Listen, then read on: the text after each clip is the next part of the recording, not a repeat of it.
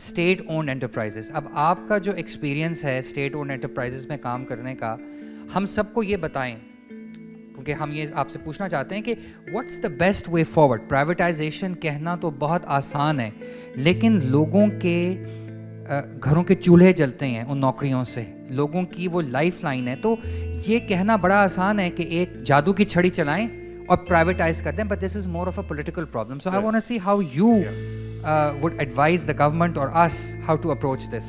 First and foremost question is that what are you trying to achieve through the privatization?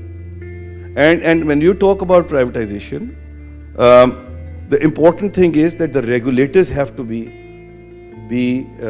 very, very strong. We need to understand کہ یہ public sector entities ہیں کیا. Essentially, by and large, these are utilities. I'm talking about 206 public sector organisations, جن میں سے جو commercial organization ہے وہ 137 کے قریب ہے, اور جو میں فردر نیرو ڈاؤن کرتا ہوں سبسڈریز کو اور پیرنٹ کو ملا کے تو تقریباً 57 کے قریب بنتی ہے.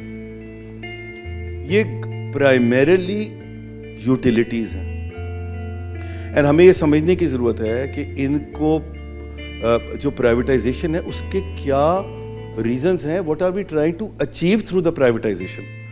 کہ آپ کہتے یہ کہ نہیں یہ تو ہمارے بس کی بات ہی نہیں ہے, پبلک سیکٹر اینٹی ہے, بس جس کو پرائیویٹائز کر دے اس کو جان چھڑا لے. اپنی جان نہیں چھوٹتی, بیکاز آپ ایک پرابلم میں سے نکلتے ہیں اور دوسرے میں پھنس جاتے ہیں, because the very purpose of that entity is the kind of delivery which is lacking otherwise if you do not do it right.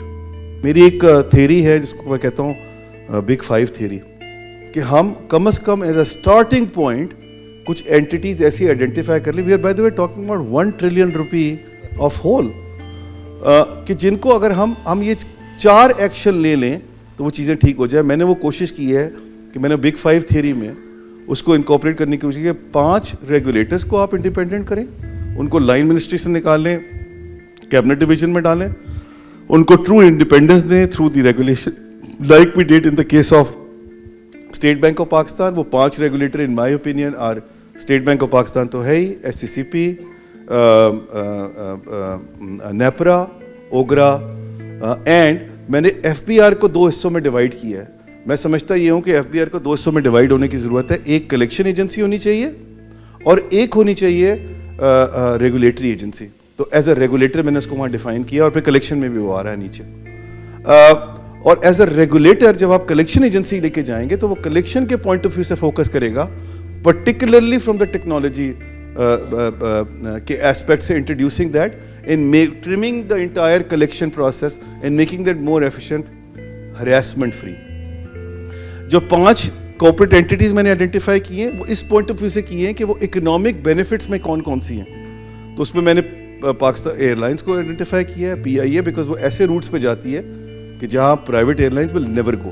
Pakistan Railway, same goes for Pakistan Railway. Then I've identified WAPDA and NTDC. These are utilities which everybody uses. Even with the privatization, जो भी distribution companies honge, they have to go and use them. And last and not the least, this time now I'm talking about FER as a collecting agency.